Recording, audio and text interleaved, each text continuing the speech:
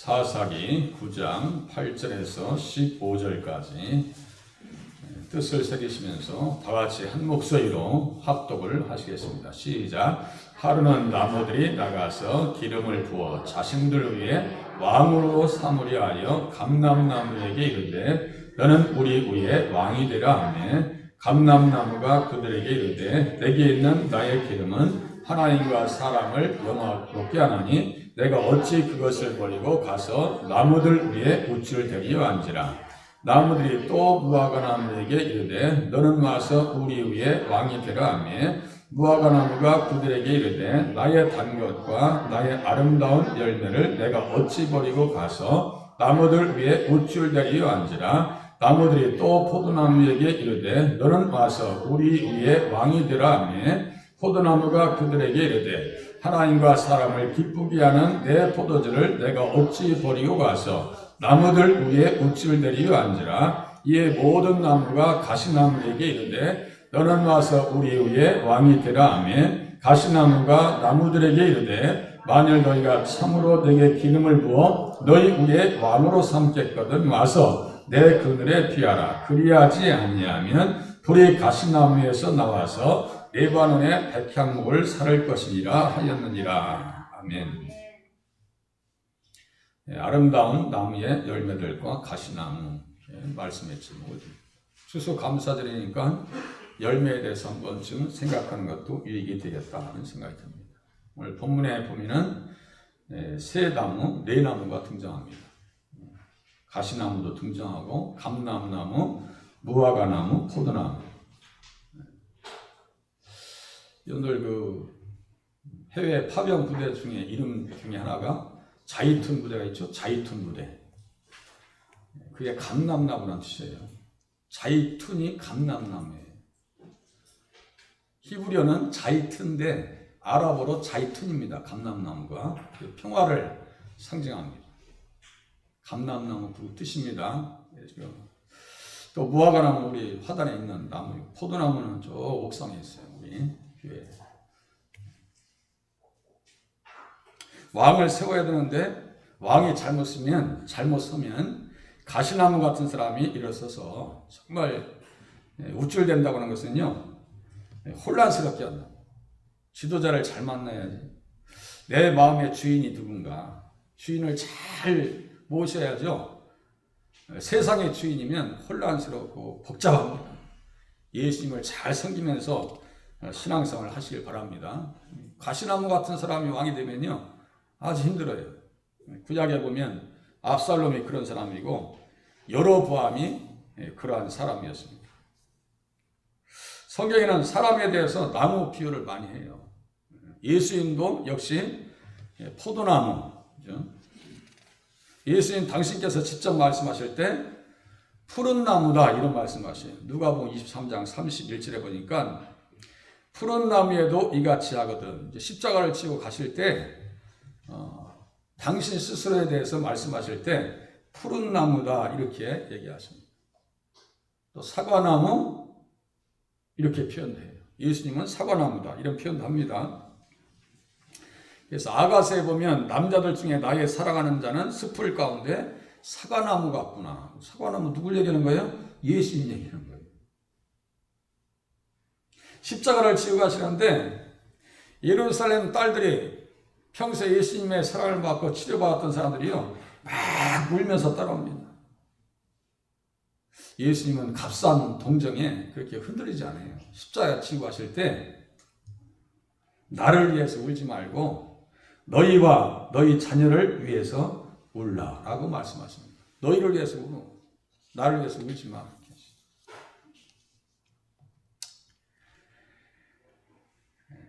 이 본문은 사사 시대에 기록된 말씀이에요. 사사는 통치자, 지도자, 다스리는 자 이런 뜻입니다.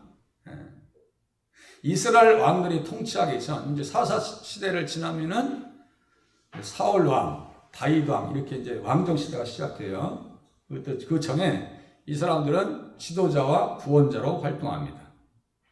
이들이 활동했던 시대를 사사 시대, 그래서 사사기 이렇게 성경이 나타난 거예요. 사사들이 통치할 때 특징은요, 죄가 그 시대를 지배합니다. 여호수아 오늘 새벽에 다 끝났는데요. 새벽 예배를 다 끝났는데 혹시 들으시는 분들이 있으면은 좀 이해를 하실 수 있을 것 같아요. 여호수아가 그렇게 당부합니다. 절대로 이방신, 다른 신을 섬기지 마라. 그러면 멸망이 찾아오고 참 고통스럽다. 우상을 섬기면 다 망한다.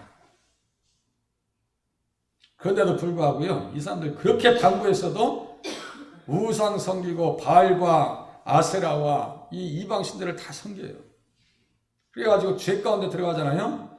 죄는요, 반드시 사람을 찾아갑니다. 심판이 찾아가요. 하나님의 손길이 찾아가요. 그래서 그것을 깨달으면 축복이고 깨닫지 못하면 좀 답이 없어요. 심판을 하나님께서 내리셔요. 이방 민족의 압제에서 엄청나게 고상당해요. 그렇게 하면서도 불구하고 이스라엘 백성들은 잘 깨닫지 못해요.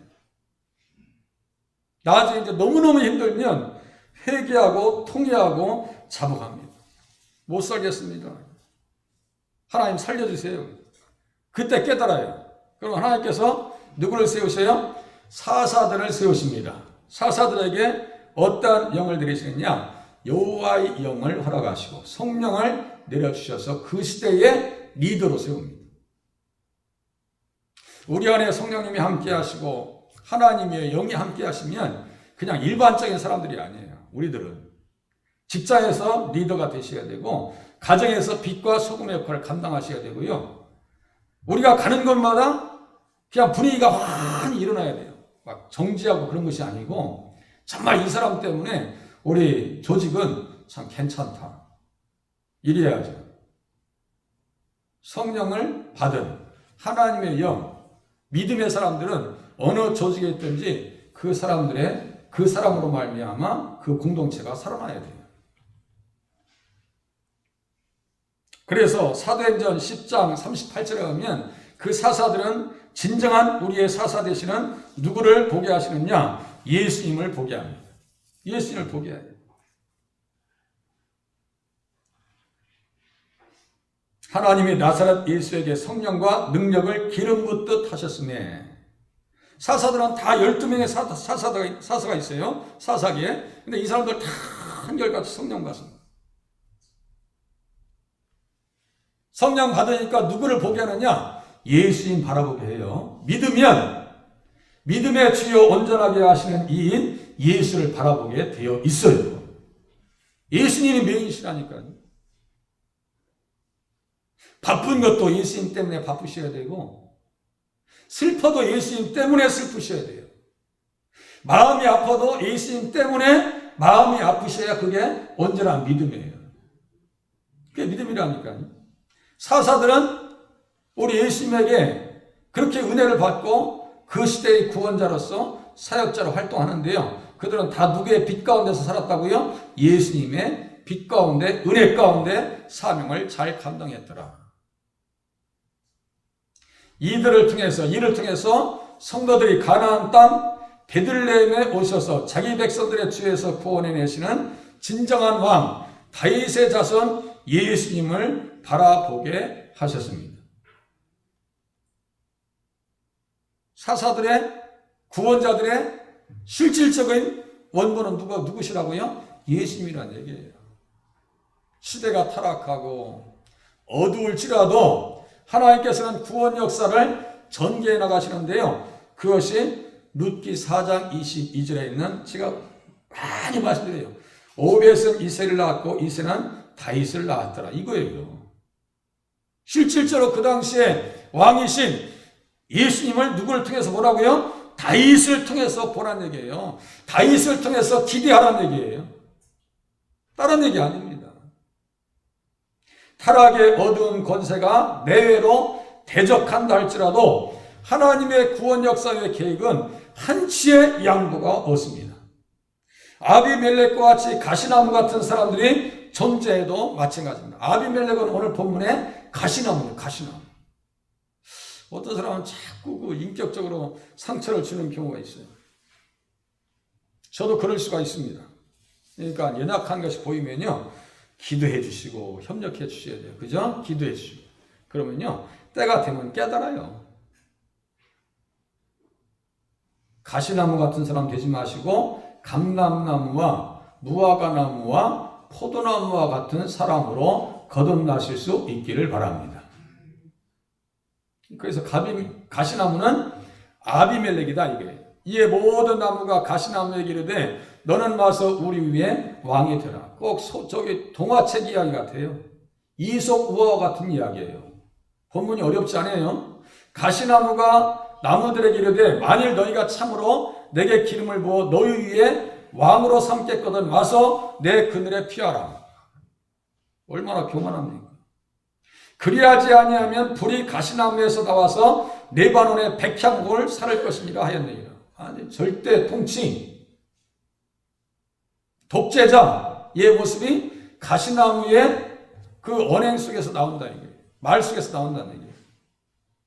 가시나무는 누구냐? 여룹바알의 아들 아비멜렉. 이름은 좋아요. 나의 아버지는 왕이십니다. 이런 뜻이에요. 기드온이 누구예요? 많이 우리가 들었던 300용사 있죠? 기드온의 300용사. 그런데 이 사람의 이름이 여룹바알인 이유는 뭐예요? 바알의 재단을 다 버려버립니다. 그 당시에 바알을 섬기고 아세라를 섬겼던 시대입니다. 뭐 옆집도 재밌게 살고 앞집도 재밌게 살고 뒷집도 재밌게 살고 다 그렇게 사는 시대에 기드온이 가서 바알의 재단을 다 깨버립니다. 완전히 깨버려요. 누구를 의지해서요? 예수님을 의지해서. 세상과 맞짱을 뜬 거예요. 세상은 안 된다 할지라도 예수 믿는 사람들은 된다라고 하는 믿음 가지고 살아가야 됩니다. 이 어려울 때. 그는 형제 70명을 죽입니다. 70명을 죽여요. 이 첩의 자식이었또.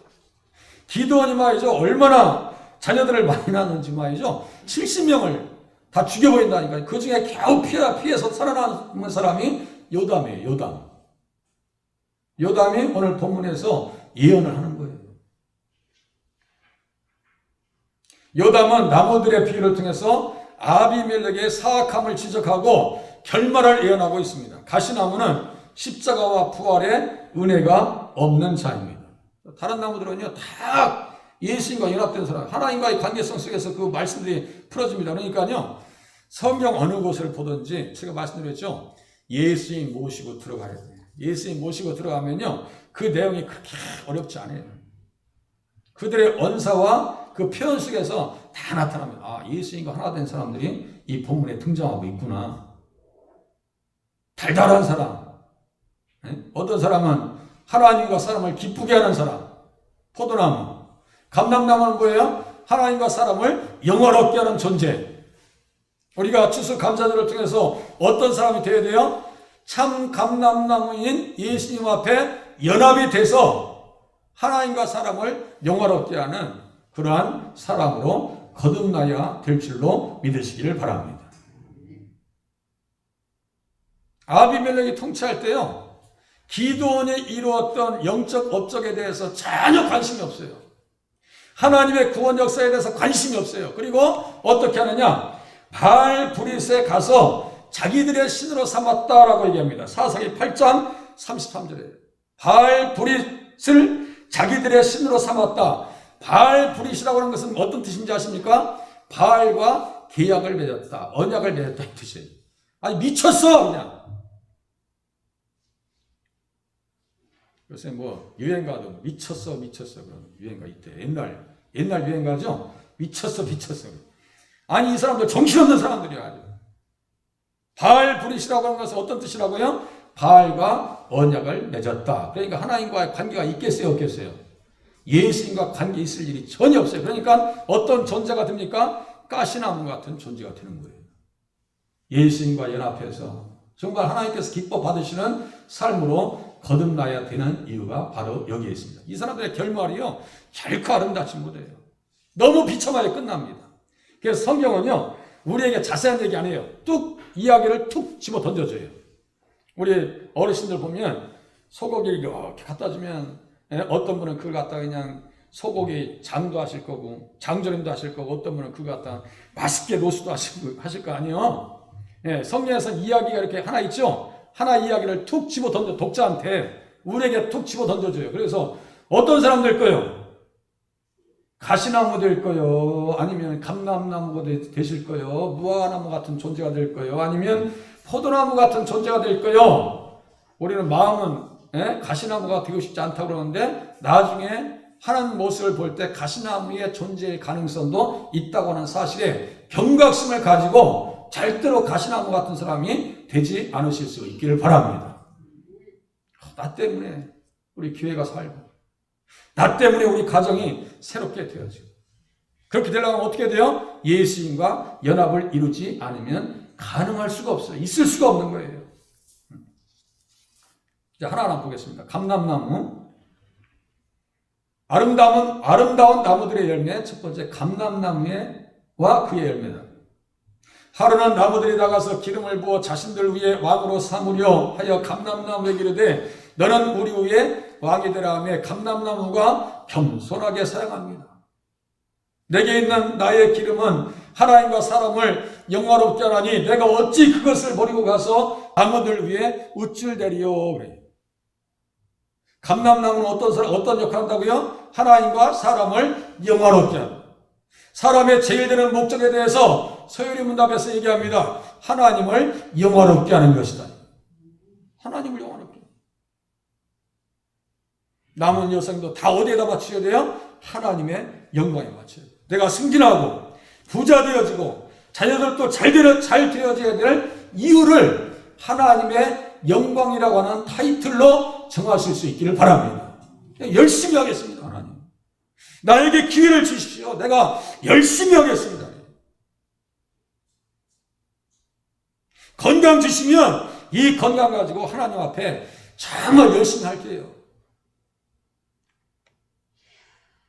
아름다운 나무들은 십자가와 부활의 복음으로 거듭난 사람을 의미합니다. 그래서 로마서 11장에 보니까요. 어떠한 말씀이 있느냐. 가지 얼마가 꺾였는데 돌감람나무인 내가 우리는 예수님과 관계를 맺자했을 때 어떠한 존재예요? 돌감람나무인 존재였더라. 아시겠죠? 돌감람나무 같은 나를 접붙임 시켜주셔서 참 감람나무의 일원으로 나를 삼아주셨으니 너무너무 감사합니다. 감사할 수 있는 시간이 되시기를 바랍니다. 한 기절만 제대로 깨더라도요. 이야, 하나님이 나를 살려주셨어요. 돌감람나무 같은 나를 존재. 개엄나무하고 그 단감하고 어떻게 비교가 돼요? 그죠? 개엄나무. 어렸을 때 그 개엄나무 아시죠? 개엄나무. 그거 하나 먹어보려고 그냥. 기다리고. 그건 겨울이나 돼야 맛있지. 능비를 맞았고 이렇게 찬 공기를 맞아야 그 개엄나무 열매가 좀 있죠? 그것 좀 먹어보려고 기다리고. 그 하나 먹어봐. 이게 왜 이렇게 또 씨는 많아 또 그런 게. 왜 이렇게 씨는 많아요? 산에 돌배 먹을만 합니까요? 못 먹습니다. 우리를 세상에 버리지 아니하시고 참 감람나무의 진액 예수님과 연합을 시켜 주셔서 살 수 있도록 은혜 주셨사오니 너무너무 감사합니다. 감사하시길 바랍니다. 감사를 찾지 못했을 뿐이죠. 깨닫지 못했을 뿐이죠. 그래서 감사를 못하는 거예요. 오늘 한 해도 생각해 보세요. 코로나에서 지금 엄청나게 걸려들어. 얼마나 감사하겠어요. 우리 설권사님 어제 따님 시 잘 너무너무 이쁘더라고. 시 잘 큰 행사 끝나고 얼마나 감사하시겠어요. 올 한 해 동안 코로나19 걸리지 않고 지금까지 견딜 수 있도록 은혜 주셔서 너무너무 감사하고요. 자녀들 특별히 문제없이 잘 양육되게 해주셔서 너무너무 감사하고 앞으로도 그렇게 잘되게 하실 줄로 믿어서 감사하실 수 있기를 바랍니다. 감사는 땡겨서도 하세요. 땡겨서도. 하나님 너무너무 감사합니다. 난 돌감람나무 같은 존재밖에 안 되는데 나를 보존해 주셔서 참 감람나무의 접붙임을 받게 해주셔서 너무너무 감사합니다. 감람류가 또 어디에 있어요? 우리가 올리브유 있죠? 올리브유. 우리 집에서 계란 이렇게 후라이도 해먹잖아요. 그리고 그 올리브가 뼈가 너무 좋아서 음식에다 이렇게 뿌려 잡수셔도 된대. 음식에. 그게 그렇게 좋대요. 그게 건강식이라고 그래요. 건강식. 음식에 저 중동쪽에 있는 사람들은요, 생선에다가도 올리브유를 뿌려서 잡수시더라고. 그게 건강식이래요. 감람류 많이 드세요. 왕을 세울 때 감람류를 사용하죠. 감람류를 부었더니 다윗에게 불었더니 어떤 역사가 나타나요? 성령 충만하게 됩니다. 감람류를 또 어디에 쓰는데요?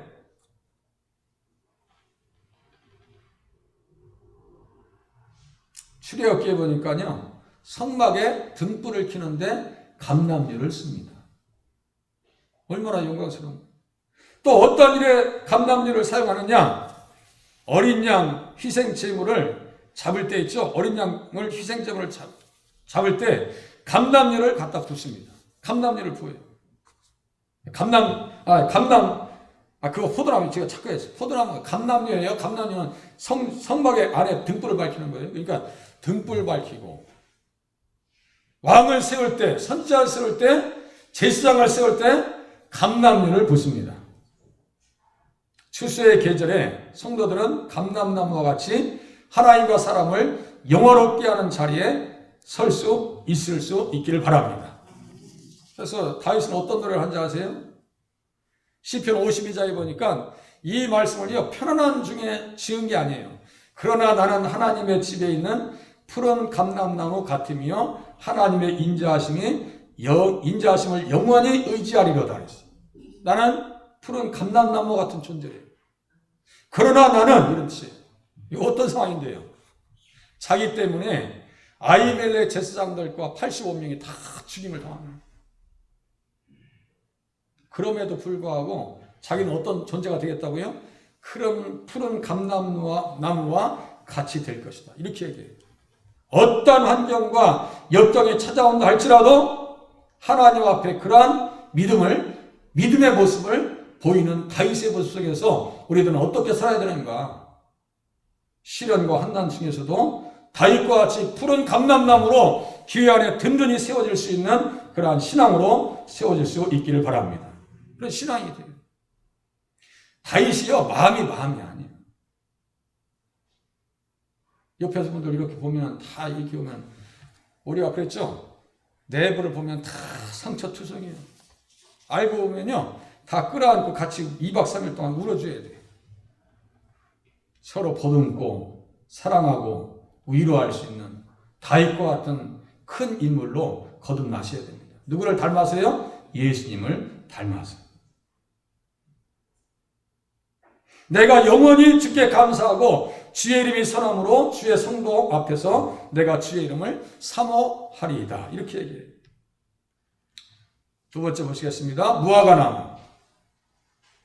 나무들이 또 무화과나무에게 이르되 너는 와서 우리 위에 왕이 되라 하며 무화과나무가 그들에게 이르되 나의 단 것과 나의 아름다운 열매를 내가 어찌 버리고 가서 나무들 위에 우쭐 대리요 한지라. 무화과나무 같은 사람. 하나님은 그의 백성들을 무화과나무의 첫 열매를 보신 것 같이 하십니다. 무화과나무의 첫 열매. 첫 열매나 장자나. 그 말이네요. 첫 열매나 장자나. 여러분들, 지금은 하나밖에 안 낳죠. 옛날에 10남매, 8남매, 저희 집이 8남매거든요. 장자한테, 큰아들한테 올인해버립니다. 전혀 아깝게 생각하지 않아요. 다 물어줘요. 장남만 잘 되면 밑에는 잘 될 것이라고 믿기 때문입니다. 온 세상의 장자는 누구예요? 이스라엘 백성들이에요. 이스라엘 백성들.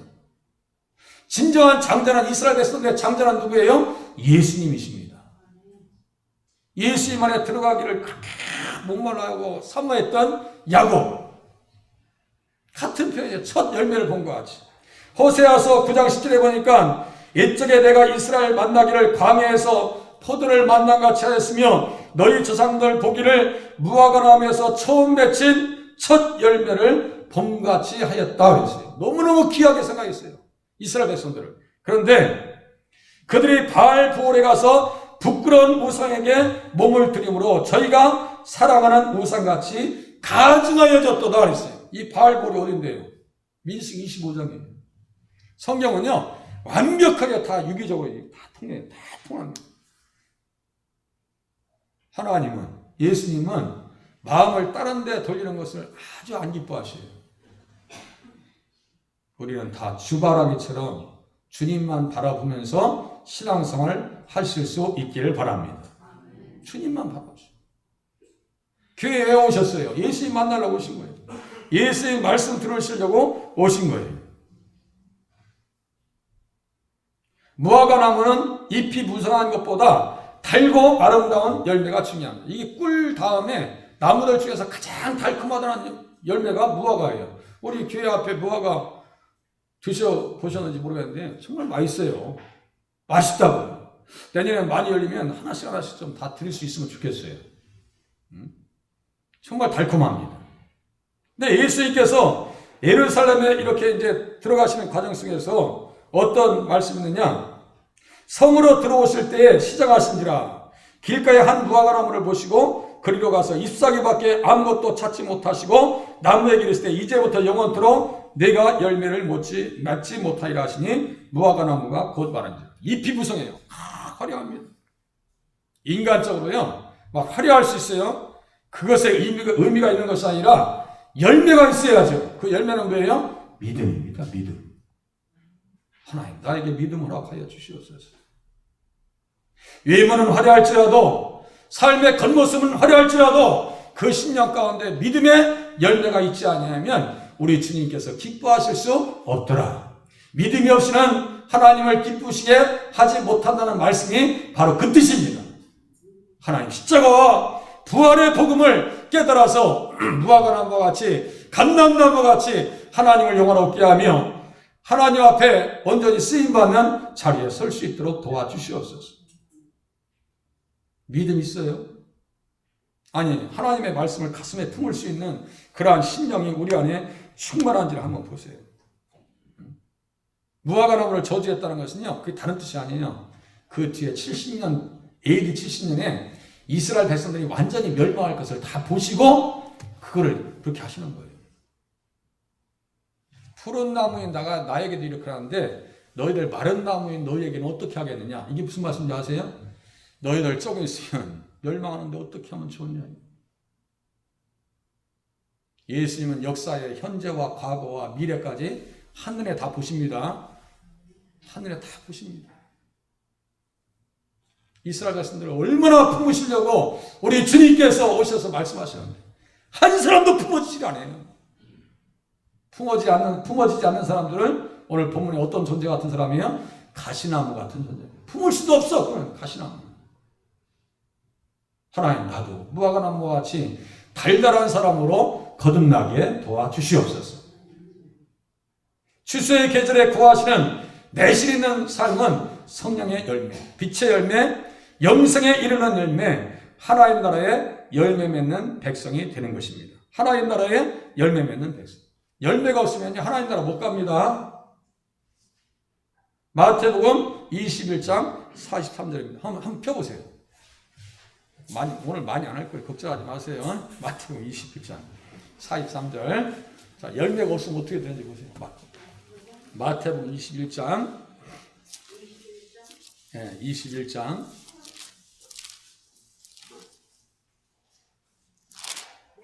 43절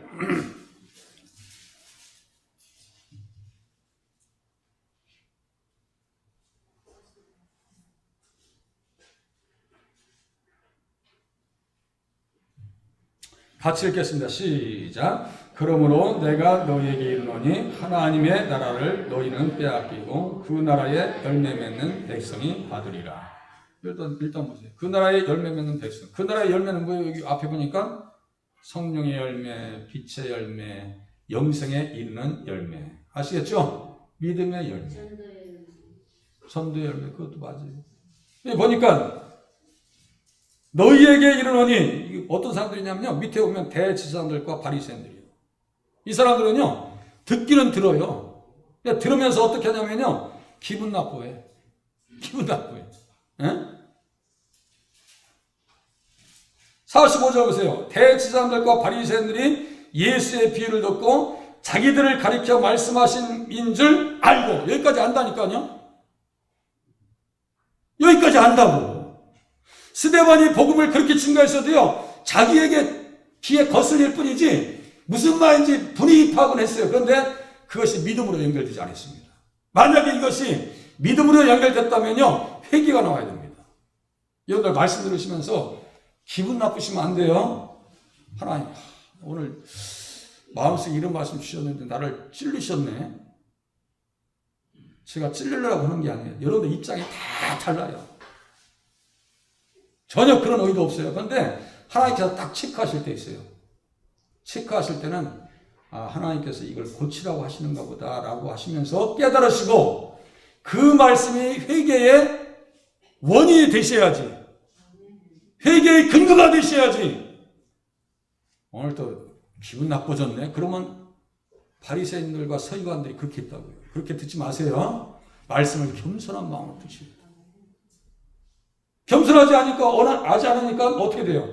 44절 보세요. 44절. 마태복음 21장 44절 같이 읽겠습니다. 시작. 이 돌 위에 떨어지는 자는 깨지겠고 이 돌이 사람 위에 떨어지면 그를 가루로 만들어 흩으리라.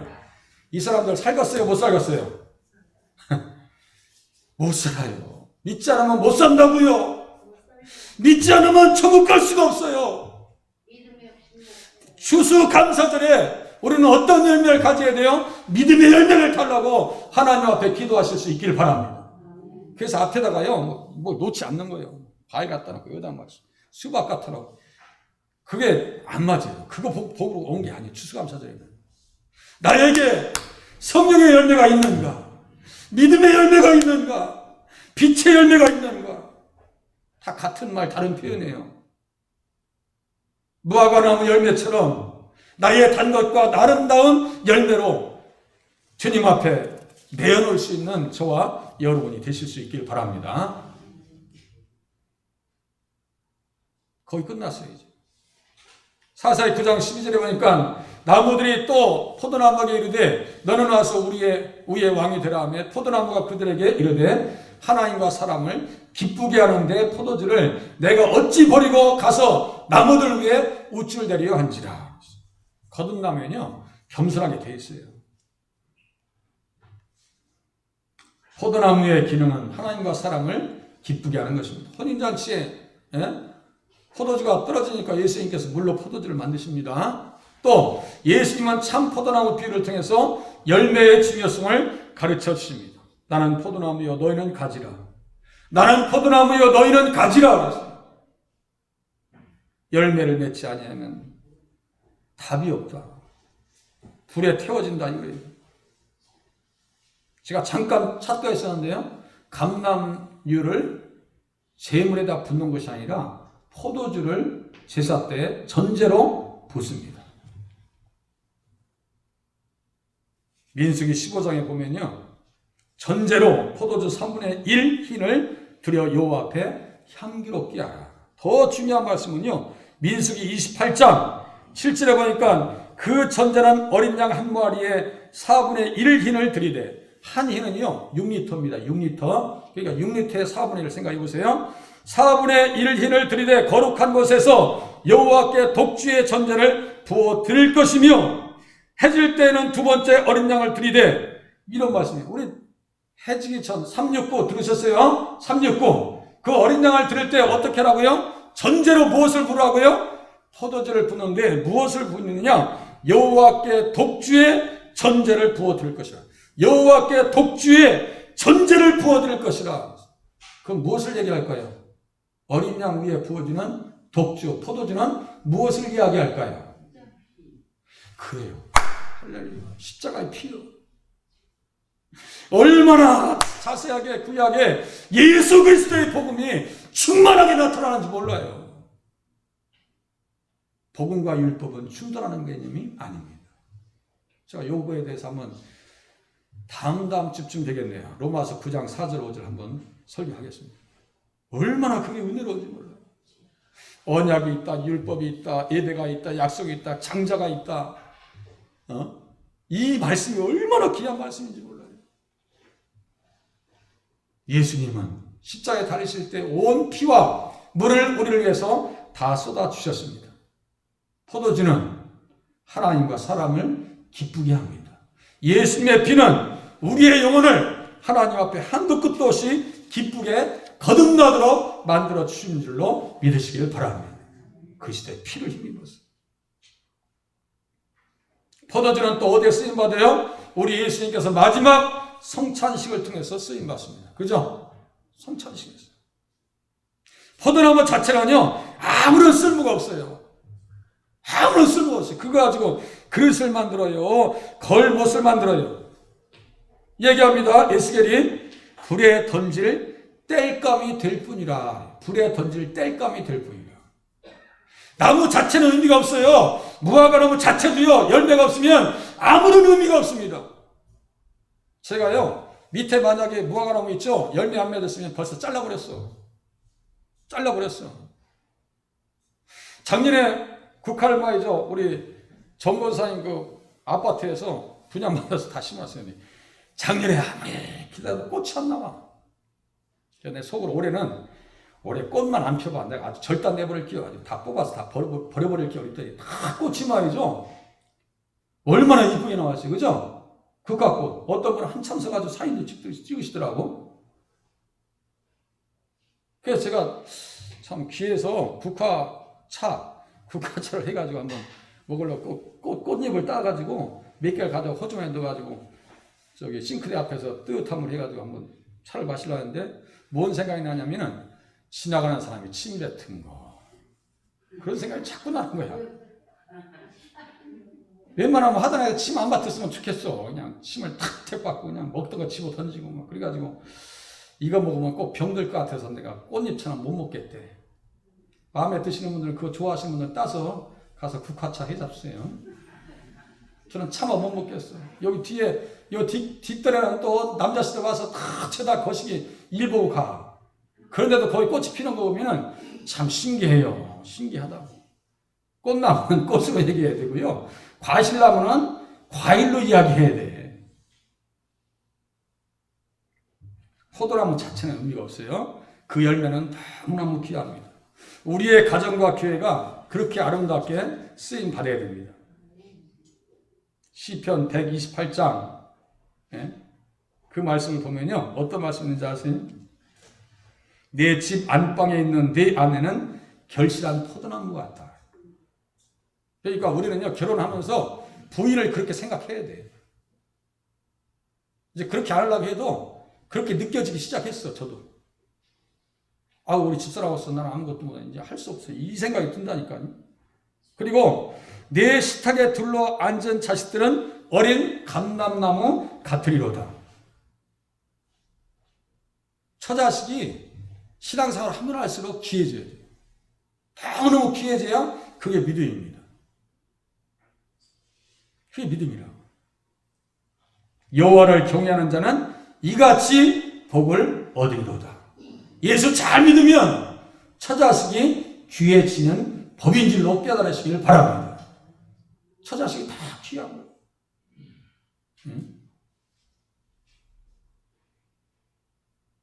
원장한 제가 집에 왔는데 우리 딸내미 방에 되면 딸내미가 없어졌어. 내가. 그 전날에 내가 조금 섭섭하다 얘기했거든. 얘가 가출했다고 막 정신 화장실도 가고 없어 얘가. 그러니까 자기 엄마 방에서 가서 자더라고. 엄마 방에서. 마음이 순간 안도에 있어요. 아이들한테도 뭐라고 할 일이 아니더라고. 가시나무는 멸망합니다. 만일 너희가 오늘 여룻바알과 그의 집을 대접하는 것이 진실하고 의로운 일이면 너희가 아비멜렉으로 말미암아 기뻐할 것이요 아비멜렉도 너희로 말미암아 기뻐하라니 그렇지 아니하면 아비멜렉에게서 불이 나와서 세겜 사람들과 밀로의 집을 살릴 것이요. 이 불이 나온다고요. 바알브릿에 가서 뭐 자기 신으로 삼아요? 바알브릿 신전에서 은 70개를 가져가서 사람들을 경박한 이후에 사람들을 사요? 그게 다 빌리알들이에요. 쓸데없는 거 찌질이들이에요. 찌질이들이에요. 응? 밀로의 집에서 불이 나와 아비멜렉을 살릴 것이라고 모든 영을 다스리시는 하나님께서 가시나무와 같은 아비멜렉과 그를 세운 세겜 사람들 사이에 갈등을 보내십니다. 악한 영이라고 해요. 갈등을 보내십니다.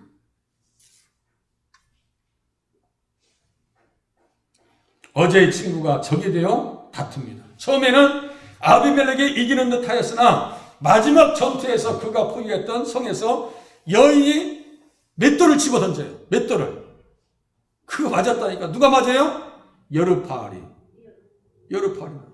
그래서 하나님께서 그의 악한 것을 그의 손에 갚으셨더라. 이렇게. 사필 기정이라는 것이 성경에도 있어요. 두개골 완전히 착살나버립니다. 깨져버립니다. 무서워요. 하나님의 손. 제가 아까 말씀드렸죠. 이야기를 툭 던져놓고 어떻게 할 거예요? 포도나무 될 거요, 감람나무 될 거요, 무화과나무 될 거요, 가시나무 될 거요. 가시나무는 되지 않으실 수 있기를 바랍니다. 가시나무는 되시면 안 돼요. 그래서 사무엘하 23장 6절에 보니까 사악한 자는 다 내버려질 가시나무 같다 그랬어요. 사악한 자가 바로 벨리알입니다. 고린도후서 6장 15절에 있는 벨리알이에요. 그 이야기 얼마나 이것이 많이 나타나는지 몰라요. 이 벨리알, 마귀라는 거예요. 나발도 마귀고 세바도 마귀요. 다 그놈들이에요. 이게 벨리알이에요. 불리한 감자, 불리한 품. 예수 믿어서 정품으로 쓰임 받으실 수 있길 바랍니다. 기분 나쁘게 내가 물건이냐 그러지 마시고 말씀 나누겠습니다. 예수님 어떤 분이세요? 참 포도나무가 되시고 사과나무가 되시고 참 감람나무가 되십니다. 또 전나무라고 하는 표현도 있어요. 부활의 첫 열매가 되시고 우리를 첫 열매로 인정하십니다. 믿음의 열매를 간절히 찾으십니다. 하나님 믿음 주세요. 어떻게 사셔야 되겠어요? 추수의 계절에 감람나무와 같이 하나님을 영화롭게 하면서 살겠습니다. 하나님과 사랑. 추수의 계절에 무화과나무와 같이 달달한 사랑, 믿음의 열매를 맺어서 살아가실 수 있기를 바랍니다. 달달한 사랑. 추수의 계절에 포도나무와 같이 하나님과 사람을 기쁘게 하며 살아가실 수 있기를 바랍니다. 기도 제목 적으신다면 하나님 나라 열매 맺게 해주시옵소서. 이거 없으면 천국 못 갑니다. 믿음 주시옵소서. 빛과 성령의 열매 맺게 하시고 전제와 같이 사도 바울이 했어요. 부어지게 하여 주시옵소서. 나를 마음껏 사용하여 주시옵소서. 기도하시겠습니다.